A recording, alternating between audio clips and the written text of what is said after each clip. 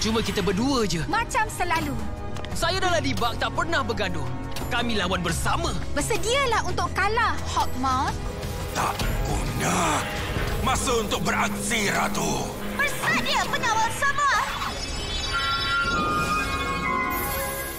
Kekecohan!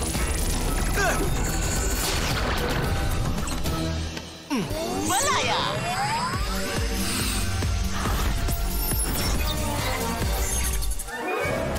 Peluang kedua.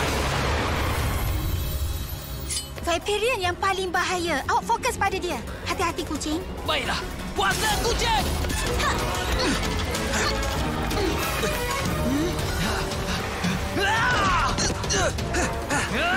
Peluang kedua. Baiklah. Kuasa kucing!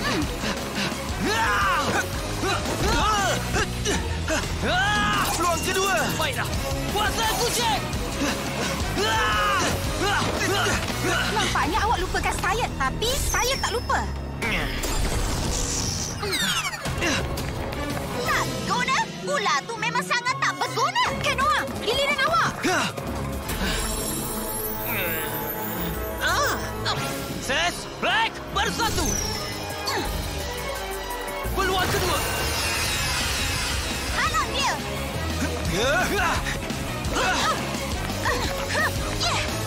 Dragon Bug, itu ilusi!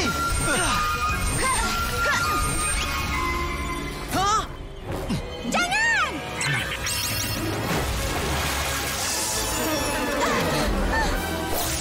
Ladybug!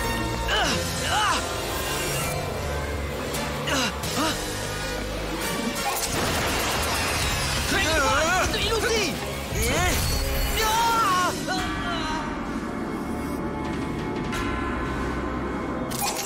Dragon Bug, itu ilusi!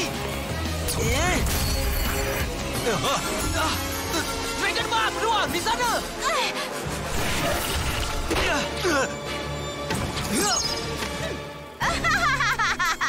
Menyedihkan. Awak ingat awak boleh...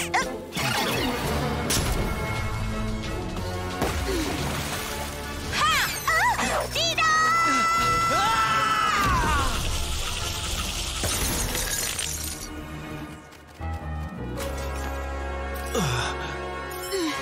Long, Vicky, berpisah. Ses, Black, berpisah! Masa awak telah tamat dah, Akuma. Masa untuk hapus kuasa jahat. Dapat pun. Selamat tinggal, Rama-Rama.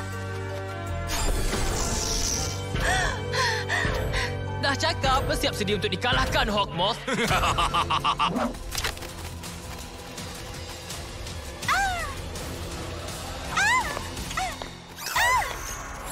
Hawkmoth musuh kita, Chloe. Dia tak boleh dapat kotak miracle. Saya dah tak bersama awak lagi. Berapa kali saya minta nak berlawan bersama awak? Dan berapa kali awak tak nak bagi saya miraculous saya?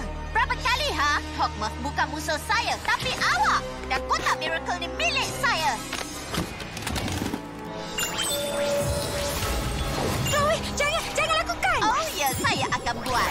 Saya akan jadi pemakan miraculous paling berkuasa yang pernah ada. Saya tak perlu buat apa-apa. Saya tahu awak bersama kami, Chloe Bourgeois.